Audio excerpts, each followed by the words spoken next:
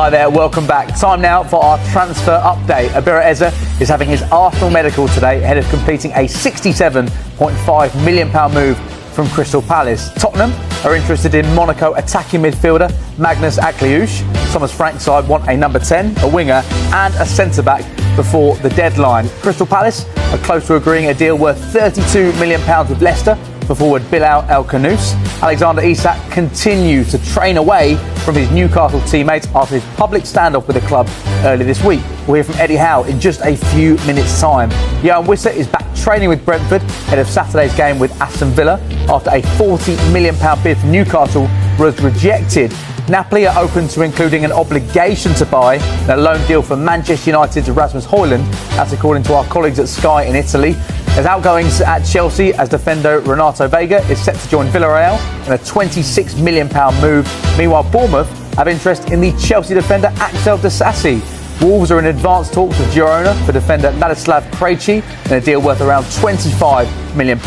One done deal sees Douglas Luiz join Nottingham Forest on loan from Juventus. There is an obligation to buy the former Aston Villa midfielder if certain conditions are met. Don't forget, let's get to one of your old clubs, Nottingham Forest. They've signed Douglas Luiz from Juventus. The Brazilian international midfielder joins on an initial loan deal with an obligation to buy if certain conditions are met. Now, Luiz is Nottingham Forest's seventh summer signing. How good of a signing is this? Because I think you're quite excited about this one.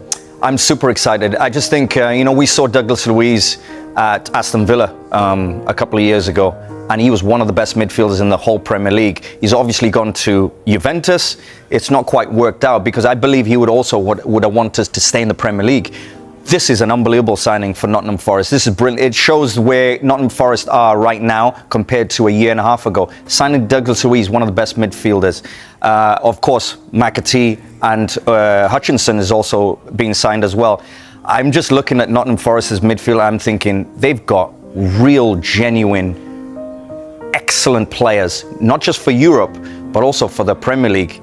Ones that Douglas Luiz is a great signing because I believe he can go and play at any of the top teams. Liverpool, Manchester City, Arsenal. He could easily fit in their squad and contribute to them, never mind Nottingham Forest. So I just think it's a great signing. They signed Arnaud Kalimuendu, who scored 17 goals in Ligue 1 last season, so 3 frontline strikers, 4 now if you include Taiwo Awoniyi. In terms of what they've been able to do, because last Friday Nuno told us he was frustrated, they weren't ready for the start of the Premier League season. Last season was incredible. Do you think with what they've done now, they can maybe replicate or even do better than what they did last year? Potentially, yes. I think what you'll say is keep our feet on the ground, take it step by step, but they're building a team that genuinely can go and better last season. And let's face it, they should have been in the Champions League because of how good their season was. They dropped off right at the end. So maybe that was the moment where it was, okay, we need people that can finish the season off. And Douglas Luiz, yes, of course. Hutchinson, McAtee's used to winning trophies at Manchester City. And, Anderson is the other one. I thought last week's performance from Anderson showed that we could have a genuine superstar here. But listen, it's a great midfield. Nottingham Forest, great business, building for Europe, but potentially could really do something in the Premier League this season with that squad. Just briefly, how do you think Chris Wood's minutes will be affected having signed 2 strikers this summer? Could he get a bit of a breather? Will he not be the number 9 for every match now? Yeah, I think last year was a bit of an anomaly. He played most of the season, almost all the minutes. Awoniyi missed a few, of course, through injuries, but I think now they can afford a 33-year-old, I believe, going on 34, Chris Wood, to take some rest every now and again. And it just opens it up. I think it's really, really good. And sometimes also give that extra option, not just rely on Chris Wood.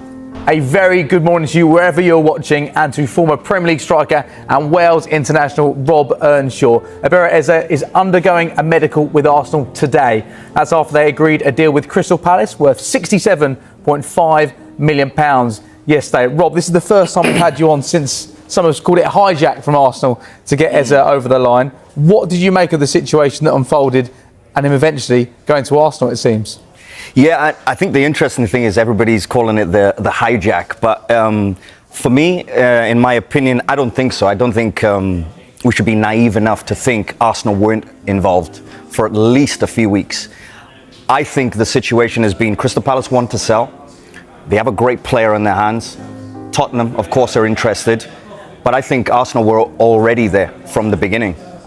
Because these things, how they are, is they're identified. They've identified Eze as a potential signing for Arsenal months ago. He's on the list already. This is who we would like.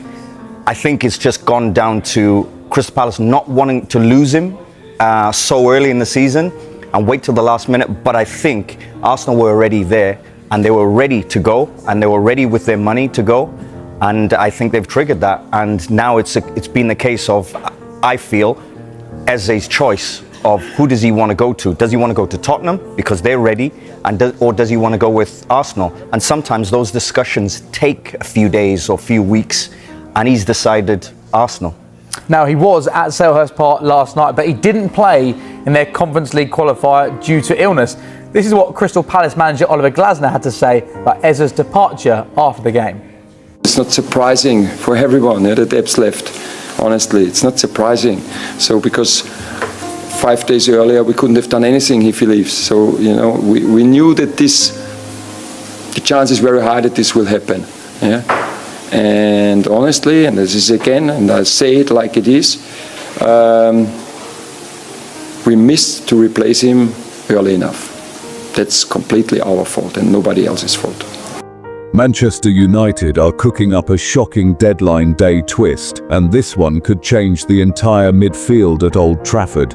Reports from Spain claim that United are eyeing none other than Real Madrid's golden boy, Eduardo Camavinga. Yes, you heard it right. The 22-year-old French sensation, valued at 69 million, could be on his way to Manchester before the window slams shut on September 1st.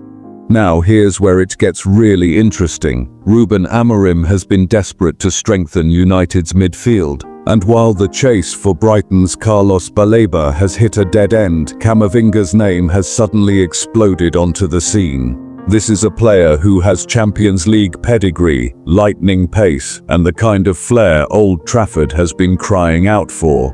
But here's the big question. With United already stacked in midfield, do we really need Camavinga? Or is this exactly the kind of bold signing that could reignite the Red Devils' push for glory?